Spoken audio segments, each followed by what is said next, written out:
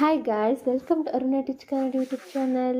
So ಇವತ್ತಿನ ವಿಡಿಯೋದಲ್ಲಿ ನಾವು textbook 4 third year BA optional Kannada ಇದೆಯಲ್ಲ, ಐಚ್ಛಿಕ ಕನ್ನಡ. ಸೊ ಟೆಕ್ಸ್ಟ್ ಬುಕ್ 4 ಬಗ್ಗೆ ಇವತ್ತಿನ ವಿಡಿಯೋದಲ್ಲಿ ಅಂದರೆ ಬ್ಲಾಕ್ 1 ಬಗ್ಗೆ ತಿಳ್ಕೊಳ್ಳೋಣ. ಸೊ ನಿಮಗೆ ಬ್ಲಾಕ್ 1 ಭಾರತೀಯ ಕಾವ್ಯಮೀಮಾಂಸೆ, ಹಾಗೆ ಬ್ಲಾಕ್ 2 ಕೂಡ ಕಾವ್ಯಮೀಮಾಂಸೆ ಇರುತ್ತೆ, ಹಾಗೆ ಬ್ಲಾಕ್ 3 ಕೂಡ ಕಾವ್ಯಮೀಮಾಂಸೆ ಇರುತ್ತೆ. ಸೊ ಬ್ಲಾಕ್ 4 ಸಾಹಿತ್ಯ ವಿಮರ್ಶೆಯ ತತ್ವಗಳನ್ನ ಕೊಟ್ಟಿರ್ತಾರೆ.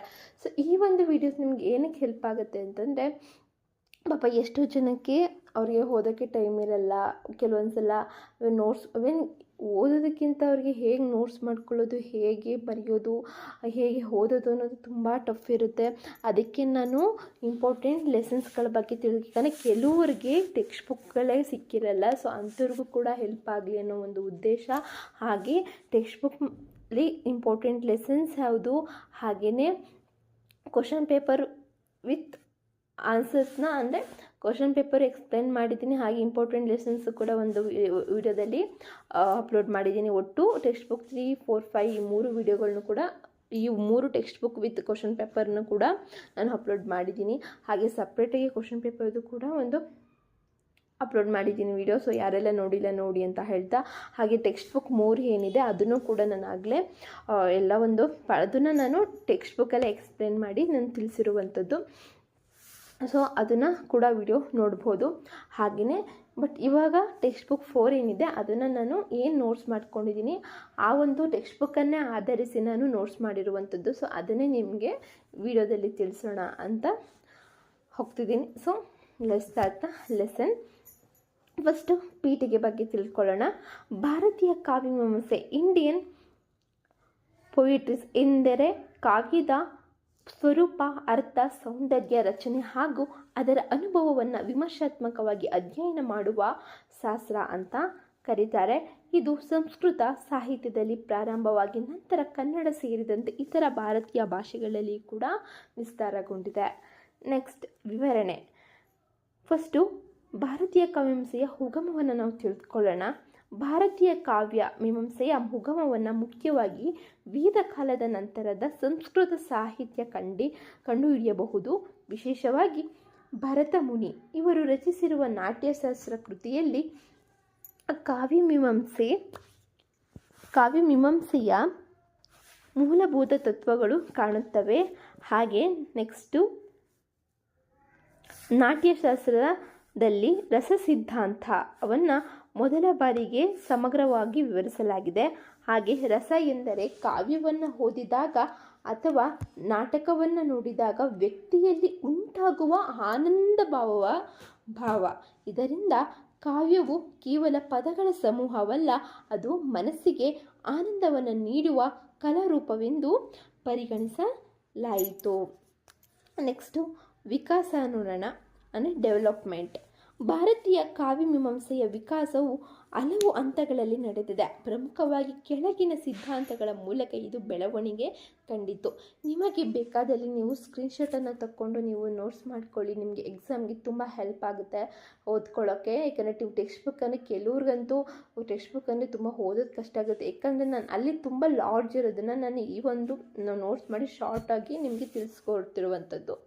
ಅರ್ಥ ಆಯಿತಾ? ಸೊ ನೀವು ಸ್ಕ್ರೀನ್ಶಾಟ್ ತೊಗೊಂಡು ನೀವು ನೋಟ್ಸ್ ಕೂಡ ಮಾಡ್ಕೋಬೋದು, ಅಥವಾ ನೀವು ಹಾಗೆ ಮೊಬೈಲಲ್ಲೂ ಬೇಕಾದರೆ ನಿಮ್ಗೆ ಅವಶ್ಯಕತೆಯಲ್ಲಿ ಓದ್ಕೊಳ್ಳಿ, ಇಲ್ಲಾಂದರೆ ಜೆರಾಕ್ಸ್ ಆದರೂ ತೊಗೊಳ್ಳಿ ಅಂತ ಹೇಳ್ತಾ ಸೊ ಕಂಟಿನ್ಯೂ ಮಾಡೋಣ.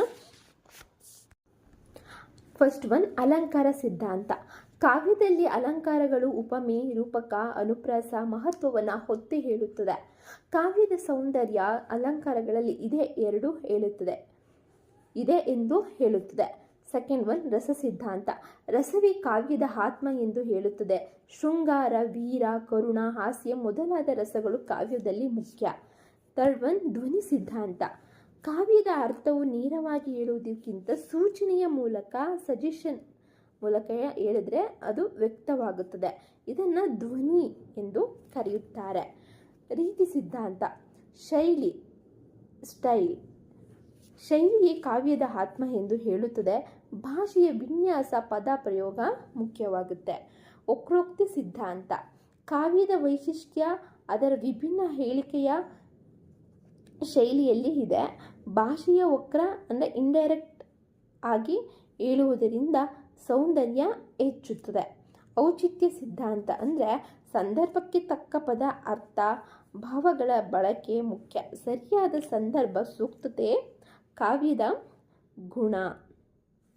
ನೆಕ್ಸ್ಟ್ ಥರ್ಡ್ ಒನ್, ಪ್ರಮುಖ ಅಲಂಕಾರಿಕರ ಬಗ್ಗೆ ನಾವು ತಿಳಿದುಕೊಳ್ಳೋಣ. ಭಾರತೀಯ ಕಾವ್ಯಮೀಮಾಂಸೆಯಲ್ಲಿ ಅನೇಕ ಪಂಡಿತರು ತಮ್ಮದೇ ಆದ ಸಿದ್ಧಾಂತಗಳನ್ನು ಪ್ರತಿಪಾದಿಸಿದ್ದಾರೆ. ಮೊದಲನೆಯವರು ಭಾಮಹ. ಅಲಂಕಾರವೇ ಕಾವ್ಯದ ಆತ್ಮ ಎಂದು ಹೇಳಿದವರು. ಹಾಗೆ ಕಾವ್ಯಾಲಂಕಾರ ಎಂಬ ಕೃತಿಯನ್ನು ರಚಿಸಿದ್ದಾರೆ. ನೆಕ್ಸ್ಟ್ ದಂಡಿ. ಕಾವ್ಯದಶ ಕೃತಿಯ ಮೂಲಕ ಅಲಂಕಾರ ಮತ್ತು ಶೈಲಿಯ ಮಹತ್ವವನ್ನು ವಿವರಿಸಿದವರು. ನೆಕ್ಸ್ಟ್ ವಾಮನು. ರೀತಿಯೇ ಕಾವ್ಯದ ಆತ್ಮ ಎಂದು ಹೇಳಿದವರು. ಹಾಗೆ ಆನಂದವರ್ಧನ. ಧ್ವನಿಯೇ ಕಾವ್ಯದ ಆತ್ಮ ಎಂಬ ಸಿದ್ಧಾಂತವನ್ನು ಪ್ರತಿಪಾದಿಸಿದವರು ಆನಂದವರ್ಧನವರು. ಹಾಗೆ ನೆಕ್ಸ್ಟ್ ಧ್ವನ್ಯಯುಗ ಲೋಕ ಕೃತಿಯ ರಚನೆಯನ್ನು ಮಾಡಿರುವಂಥದ್ದು ಆನಂದವರ್ಧನರು ಧ್ವನ್ಯಾಲೋಕ ಎಂಬ ಕೃತಿಯನ್ನು ರಚಿಸಿದ್ದಾರೆ. ಅಭಿನವ ಗುಪ್ತ ರಸ ಸಿದ್ಧಾಂತವನ್ನು ಆಳವಾಗಿ ವಿವರಿಸಿದವರು. ಹಾಗೆ ನಾಟ್ಯಶಾಸ್ತ್ರಕ್ಕೆ ಟೀಕೆ ಬರೆದವರು. ನೆಕ್ಸ್ಟ್ ಕುಂತಕ. ವಕ್ರೋಕ್ತಿಯ ಕಾವ್ಯದ ಆತ್ಮ ಎಂದು ಹೇಳಿದವರು. ಕ್ಷಮೇಂದ್ರ ಔಚಿತ್ಯ ಸಿದ್ಧಾಂತವನ್ನು ಪ್ರತಿಪಾದಿಸಿದವರು ಯಾರು ಅಂದರೆ ಅವರೇ ಕ್ಷಮೇಂದ್ರ. ಮಮ್ಮಟ ಅಂದರೆ ಕಾವ್ಯ ಪ್ರಕಾರ ಕೃತಿಯಲ್ಲಿ ಎಲ್ಲ ಸಿದ್ಧಾಂತಗಳನ್ನು ಸಮನ್ವಯಗೊಳಿಸಿದವರು.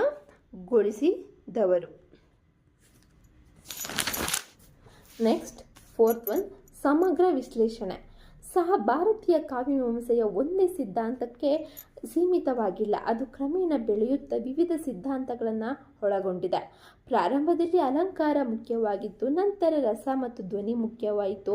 ಆ ನಂತರ ಬಳಿಕ ಶೈಲಿ, ವಕ್ರೋಕ್ತಿ, ಔಚಿತ್ಯಗಳು ಸೇರಿಕೊಂಡವು. ಈ ಎಲ್ಲ ಸಿದ್ಧಾಂತಗಳು ಸೇರಿ ಕಾವ್ಯದ ಸೌಂದರ್ಯವನ್ನು ಸಂಪೂರ್ಣವಾಗಿ ವಿವರಿಸುತ್ತವೆ. ಲಾಸ್ಟ್ ಉಪಸಂಹಾರವನ್ನು ನೋಡೋಣ. ಭಾರತೀಯ ಕಾವ್ಯಮೀಮಾಂಸೆ ಒಂದು ಸಮೃದ್ಧ ಸಾಹಿತ್ಯ ಪರಂಪರೆಗೆ. ಇದು ಕಾವ್ಯ ಆಳವಾದ ಅರ್ಥ, ಸೌಂದರ್ಯ ಮತ್ತು ಅನುಭವವನ್ನು ವಿವರಿಸುತ್ತದೆ. ಇದು ಕೇವಲ ಸಾಹಿತ್ಯ ವಿಮರ್ಶೆಯಲ್ಲ, ಇದು ಮಾನವ ಭಾವನೆಗಳ ಮತ್ತು ಕಲಾತ್ಮಕತೆಯ ಅಧ್ಯಯನವಾಗಿದೆ. ಭಾರತೀಯ ಕಾವ್ಯಮೀಮಾಂಸೆಯ ಇಂದಿಗೂ ಕನ್ನಡ ಮತ್ತು ಇತರ ಭಾರತೀಯ ಸಾಹಿತ್ಯಗಳ ಮೇಲೆ ಮಹತ್ತರ ಪ್ರಭಾವವನ್ನು ಬೀರುತ್ತಿದೆ. ಸಂಕ್ಷಿಪ್ತವಾಗಿ ಹೇಳೋದಾದರೆ, ಭಾರತೀಯ ಕಾವ್ಯಮೀಮಾಂಸೆಯ ಉಗಮ ನಾಟ್ಯಶಾಸ್ತ್ರ ಪ್ರಾರಂಭವಾಗಿ ವಿವಿಧ ಸಿದ್ಧಾಂತಗಳ ಮೂಲಕ ವಿಕಸಿಸಿ ಅನೇಕ ಅಲಂಕಾರಿಕ ಕೊಡುಗೆಗಳಿಂದ ಸಂಪೂರ್ಣವಾದ ಶಾಸ್ತ್ರವಾಗಿ ರೂಪುಗೊಂಡಿದೆ. ಸೊ ಇವಾಗ ಇಲ್ಲಿ ನೀವು ನೋಡ್ಬೋದು, ನನ್ನ ಟೆಕ್ಸ್ಟ್ ಬುಕ್ಕಲ್ಲಿ ಅಲ್ಲಿ ಏನು ಇಂಪಾರ್ಟೆಂಟ್ ಅಂತ ಹಾಕಿದ್ದೀನಿ ಅದು ಟಿಪ್ಪಣಿಯನ್ನು ಕೇಳುವಂಥದ್ದು. ಮೊದಲನೇ ಲೆಸನಿಂದ ಟಿಪ್ಪಣಿ ಹಾಗೆ ಕ್ವಶನ್ ಆನ್ಸರ್ಸ್ನ ಕೇಳ್ತಾರೆ. ಸೊ ಕ್ವಶನ್ ಆನ್ಸರ್ಸ್ ಏನು ಕೇಳ್ತಾರಪ್ಪ ಅಂದರೆ, ಭಾರತೀಯ ಕಾವ್ಯಮೀಮಾಂಸೆಯ ಉಗಮ, ವ್ಯಾಪ್ತಿ ಮತ್ತು ವಿಸ್ತಾರಗಳನ್ನು ಸಂಗ್ರಹವಾಗಿ ತಿಳಿಸಿ ಅಂತ ಕೇಳ್ತಾರೆ. ನೆಕ್ಸ್ಟ್ ಕಾವ್ಯಮೀಮಾಂಸೆಯ ಕನ್ನಡ ಪರಂಪರೆಯನ್ನು ಸಮೀಕ್ಷಿಸಿ ಅಂತ ಕೇಳ್ತಾರೆ. ಸೊ ಹಾಗೆ ನಂತರ ಟಿಪ್ಪಣಿಯನ್ನು ಭರತ, ಭಾಮಹ, ಕ್ರಿಯಾಕಲ್ಪ, ದಂಡಿ, ಅಭಿನವಗುಪ್ತ, ಜಗನ್ನಾಥ, ತೀನಂಶ್ರೀ ಅವರ ಬಗ್ಗೆ ನಿಮಗೆ ಟಿಪ್ಪಣಿಯನ್ನು ಕೇಳುವಂಥದ್ದು 5 ಮಾರ್ಕ್ಸ್ಗೆ. ಅರ್ಥ ಆಯ್ತಾ? ಸೊ ಇದಾಗಿತ್ತು ಇವತ್ತಿನ ವಿಡಿಯೋ. ಈ ವಿಡಿಯೋ ನಿಮಗೆ ವಿಡಿಯೋ ವಿತ್ ಲೆಸನ್ ನಿಮಗೆ ಇಷ್ಟ ಆದಲ್ಲಿ ಲೈಕ್ ಮಾಡಿ, ಹಾಗೆ ಕಮೆಂಟ್ ಮಾಡಿ, ನಿಮ್ಮ ಅನಿಸಿಕೆಗಳನ್ನ ಕಮೆಂಟ್ ಮೂಲಕ ನನಗೆ ತಿಳಿಸಿ ಅಂತ ಹೇಳ್ತಾ, ಹಾಗೆಯೇ ನಿಮಗೆ ಉಪಯೋಗವಾಗಲಿ, ಹಾಗೆ ಎಷ್ಟು ಜನಕ್ಕೆ ನೋಟ್ಸ್ ಇಲ್ದಿರೋರಿಗೆ ಟೆಕ್ಸ್ಟ್ ಬುಕ್ ಇಲ್ದಿರೋರಿಗೆ ಯೂಸ್ಫುಲ್ ಆಗಲಿ ಅನ್ನೋದೊಂದು ಉದ್ದೇಶ ನಂದು. ಹಾಗೆಯೇ ಆಪ್ಷನಲ್ KSOU ಆಪ್ಷನಲ್ ಕನ್ನಡದ ಬಗ್ಗೆ ಜಾಸ್ತಿ ಯೂಟ್ಯೂಬಲ್ಲಿ ವಿಡಿಯೋ ಅಷ್ಟೊಂದು ಇಲ್ಲವೇನು, ರೇರ್ ಅಂದ್ಕೊತೀನಿ. ಯಾರೂ ಕೂಡ ಮಾಡಿಲ್ಲ, ಯಾಕಂದರೆ ಮಾಡಿದ್ರೂ ಒಂದು 2-3 ಜನ ಮಾಡಿರ್ಬಹುದೇನೋ, ಬಟ್ ಇಷ್ಟೊಂದು ವಿವರಣೆಯಾಗಿ ಯಾರೂ ಕೂಡ ಮಾಡಿಲ್ಲ. ಹಂಗಂತ ನಾನು ಮಾಡಿದ್ದೀನಿ ಅಂತ ನಾನು ಒಂದೇನು ಗರ್ವ ಅನ್ನೋದಿಲ್ಲ. ಬಟ್ ನನಗೇನಂದರೆ ಗರ್ವ ಅನ್ನೋದಕ್ಕಿಂತ ಒಬ್ರಿಗೆ ಯೂಸ್ಫುಲ್ ಆಗಲಿ ಅನ್ನೋದೊಂದು ಉದ್ದೇಶ. ಯಾಕಂದರೆ ಸ್ಟಾರ್ಟಿಂಗ್ ಟೆಕ್ಸ್ಟ್ ಬುಕ್ಕನ್ನು ತೆಗೆದುಕೊಂಡಾಗ ತುಂಬ ನನಗೇನೆ ಇಷ್ಟು ಕನ್ಫ್ಯೂಷನ್ ಆಗಿತ್ತು. ಏನಪ್ಪ ಇದು, ಹೇಗೆ ಓದೋದು, ಏನು ಹೀಗಿದೆ ಅಂತ ಅಷ್ಟೇ ತಲೆ ಕೆಟ್ಟಿತ್ತು. ಸೊ ನಿಧಾನವಾಗಿ ಯೋಚಿಸಿ ತಿಳ್ಕೊಂಡಾಗ ನನಗೆ ಗೊತ್ತಾಯಿತು, ಏನಿದು ಕಷ್ಟ ಅಲ್ಲ, ಈಸಿ, ಬಟ್ ಓದಬೇಕು ಅಷ್ಟೇ ಅಂತ. ಸೊ ಅಷ್ಟೇ ನನ್ನ ಒಂದು ಉದ್ದೇಶ. ಸೊ ಇಷ್ಟ ಆದಲ್ಲಿ ಸಬ್ಸ್ಕ್ರೈಬ್ ಮಾಡಿ, ಹಾಗೆ ಪಕ್ಕದಲ್ಲಿರೋ ಬೆಲ್ ಐಕಾನ್ನ ಕ್ಲಿಕ್ ಮಾಡಿ, ಆಲ್ ನೋಟಿಫಿಕೇಷನ್ ಮೇಲೆ ಕ್ಲಿಕ್ ಮಾಡಿ ಅಂತ ಹೇಳ್ತಾ, ಹಾಗೆ ಟೆಕ್ಸ್ಟ್ ಬುಕ್ 4ರ ಫುಲ್ ಲೆಸನ್ಸ್ನ ಕೂಡ ನಾನು ಅಪ್ಲೋಡ್ ಮಾಡ್ತೇನೆ ಅಂತ ಹೇಳ್ತಾ, ಹಾಗೆ ಟೆಕ್ಸ್ಟ್ ಬುಕ್ 5 ಕೂಡ. ಸೊ ಮುಂದಿನ ವೀಡಿಯೋಗಾಗಿ ವೆಯ್ಟ್ ಮಾಡ್ತಾಯಿರಿ ಅಂತ ಹೇಳ್ತಾ, see you, take care, bye.